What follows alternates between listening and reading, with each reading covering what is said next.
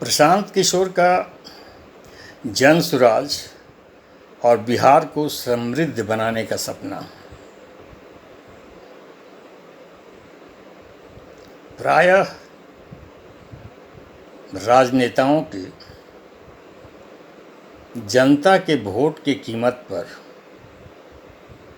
ऐसे सपने दिखाना जो शायद कभी पूरा ना हो। इश्तहारों की कमी नहीं है, बहुत हो गई महंगाई की मार, अब की बार मोदी सरकार, इत्यादि इत्यादि। बिहार विभाजन के बाद भी 13 करोड़ की आबादी का एक घना प्रदेश है। बिहार की संपन्नता के जो घटक थे, मिल, फैक्ट्री, कल कारखाना,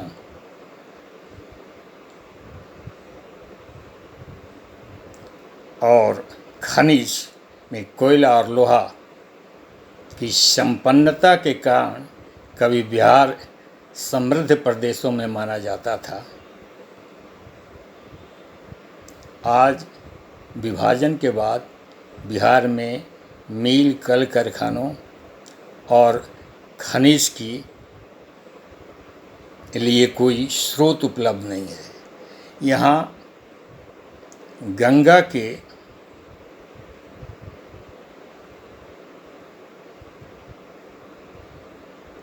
समृद्ध उपजाऊ भूमि के अलावा कोई विशेष बचा नहीं है। इसमें दो बातें नहीं हो सकती है कि किसी भी समाज और प्रदेश को समृद्ध बनाने के लिए उत्पादकता बहुत बड़ी आवश्यकता है और कारण है।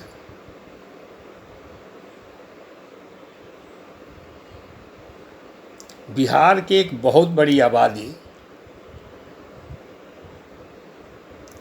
उत्पादन से समृद्ध देश के विभिन्न प्रांतों में निवास करती है। गुजरात, महाराष्ट्र, बंगाल, छत्तीसगढ़, झारखंड, कर्नाटका, असम, दिल्ली इत्यादि में निवास करती है। बहुत बड़ी आबादी। अगर इन प्रदेशों में इनकी रोजी रोटी न हो तो बिहार की स्थिति और बुरी हो। इसलिए समृद्धि और संपन्नता के लिए ये नहीं भूलना चाहिए कि उत्पादन के साधन, कल कारखाना, फैक्ट्री की नितांत आवश्यकता है।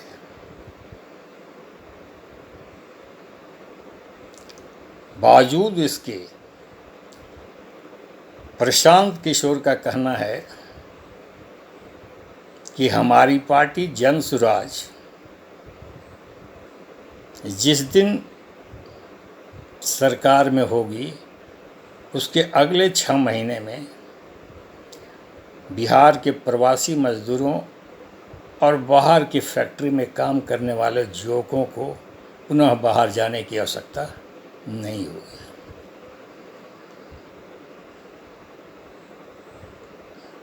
क्या आपको नहीं लगता है कि प्रशांत किशोर का यह स्टेटमेंट दिन में सपने दिखाने जैसा है? अगर बिहार में वहाँ के बंद पड़ी लगभग 30 चीनी की मिलें, डालमिया नगर, रोहतास की बंद पड़ी बहुत सारी फैक्ट्रियाँ ही अगर चालू कर दी जाए तो बिहार चलता फिरता नज़र आएगा। उसकी स्थिति बदलती हुई नज़र आएगी।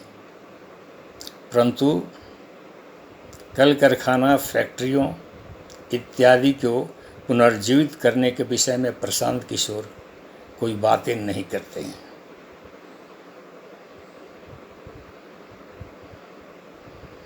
इसके अलावा बिहार के नॉर्थ, ईस्ट और वेस्ट छपरा, सिवान, गोपालगंज, और दूसरी तरफ पूर्णिया, कटिहार, अररिया, किशनगंज, मधेपुरा, सहरसा, ये जो क्षेत्र है परमानेंट बाढ़ प्रभावित क्षेत्र है। लगभग प्रति वर्ष बाढ़ की विभीषिका से त्रस्त रहता है, जिसके कारण हर साल अपूरणीय क्षति होती है और हर साल ये प्रदेश, ये क्षेत्र गरीब होता जाता है। बाढ़ के प्रबंधन के लिए क्या व्यवस्था हो सकेगी, इसका इन्होंने कहीं जिक्र नहीं किया और न करते हैं। दूसरी एक बहुत महत्वपूर्ण बात है, बिहार का यह नॉर्थ ईस्ट क्षेत्र, पूर्णिया, कटिहार, सहरसा, अररिया, किशनगंज, मधेपुरा, बिहार का पाट उत्पादन का सबसे रिच बेल्ट है। सबसे ज़्यादा पाट का उत्पादन होता है। हजारों हजार या लाखों टन में यहाँ से पाट प्रति वर्ष वेस्ट बंगाल को भेजे जाते हैं। वहाँ के चटकल कारखाना में जहाँ इससे संबंधित उत्पाद बनते हैं भेजा जाता है। अगर वैसे क्षेत्रों में चटकल कारखाना हो तो बिहार का नॉर्थ ईस्ट का समृद्धि का कारण बनेगा। दूसरा, बाढ़ से जो अपूरणीय क्षति होती है, अगर बाढ़ के प्रबंधन का कोई उपाय हो जाए तो उस क्षेत्र की संपन्नता का सबसे बड़ा कारण होगा।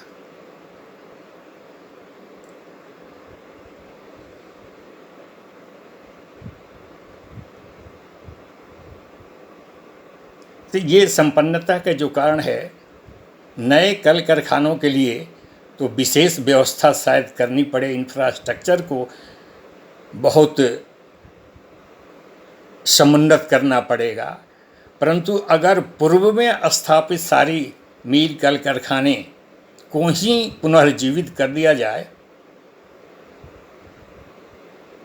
तो बिहार की तस्वीर बदलती हुई दिखाई पड़ेगी। नंबर 3, बिहार क्षेत्रफल में कम और आबादी में बड़ा घना प्रदेश है। लगभग 13 करोड़ की आबादी का क्षेत्र है। गरीबी का एक ये भी कारण है, महिलाओं की शिक्षा की व्यवस्था वहाँ प्राय नगण्य थी। पिछले दशक से लड़कियों के शिक्षा पर विशेष व्यवस्था है और हो रही है। तो महिलाओं की शिक्षा के न होने के कारण वहाँ की संपन्नता न होना या गरीबी का एक कारण यह भी है, जिनका इसमें कोई योगदान नहीं है। बिहार में शिक्षा का प्रतिशत भी बहुत कम है। शैक्षणिक प्रतिशत बहुत कम है। अगर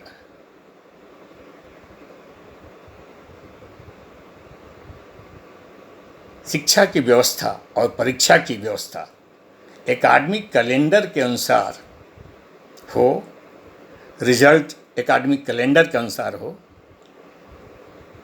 चुस्त दुरुस्त व्यवस्था के अनुसार, और कॉम्पिटिटिव एग्ज़ाम जो विभिन्न नौकरियों के लिए होते हैं जिसमें पेपर लीक न हो और बिल्कुल सही तरीके से होकर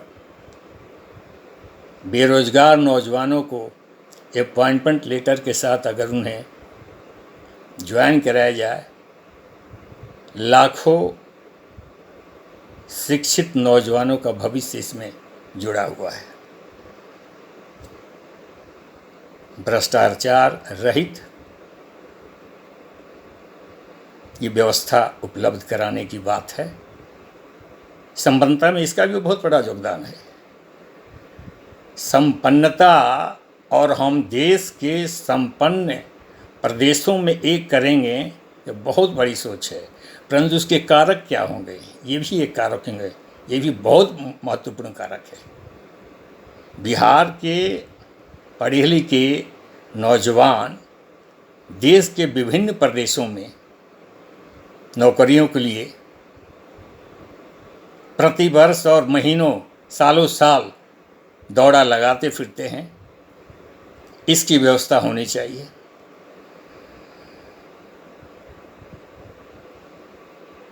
दूसरी तरफ शिक्षा के प्रतिशत को सही करने के लिए स्कूलों का, विद्यालयों का सही इंफ्रास्ट्रक्चर के साथ, शिक्षकों के साथ उपलब्धता हो, लोग स्वयं बच्चों को पढ़ाना चाहेंगे। स्वास्थ्य के लिए हॉस्पिटल, सारी सुविधाओं के साथ डॉक्टर हो तो उनको स्वास्थ्य की सुविधा मिलेगी। सरकारों का काम व्यवस्था उपलब्ध कराना है, सही और चुस्त दुरुस्त व्यवस्था उपलब्ध कराना है। परंतु जो व्यवस्था उपलब्ध कराने वाले लोग हैं, अगर वही भ्रष्ट हो जाए, पावरफुल आदमी अगर भ्रष्ट हो जाए, ये अवसर की बात होती है।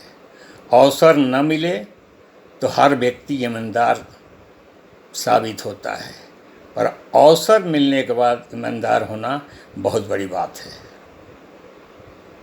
एक कहावत है, power makes a man corrupt and absolute power makes absolute corrupt. ये सारी बातें बिहार के साथ लागू होती है, परंतु बहुत बड़ी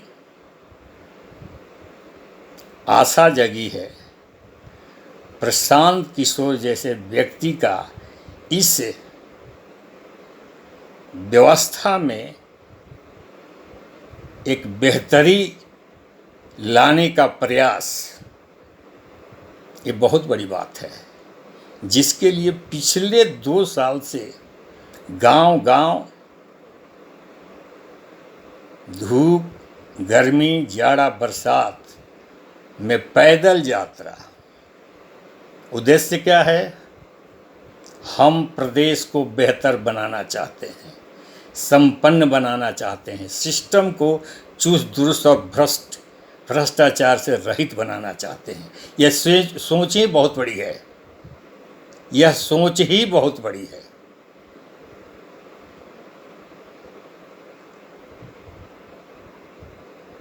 तो प्रशांत किशोर का यह प्रयास सराहनीय है, और उनके भाषणों से और जो मीडिया से इनपुट मिल रहे हैं, उससे बेहतरी की उम्मीद की जा रही है। उम्मीद है ऐसा होगा, बिहार सफलता के मार्ग पर आगे जाएगा। धन्यवाद।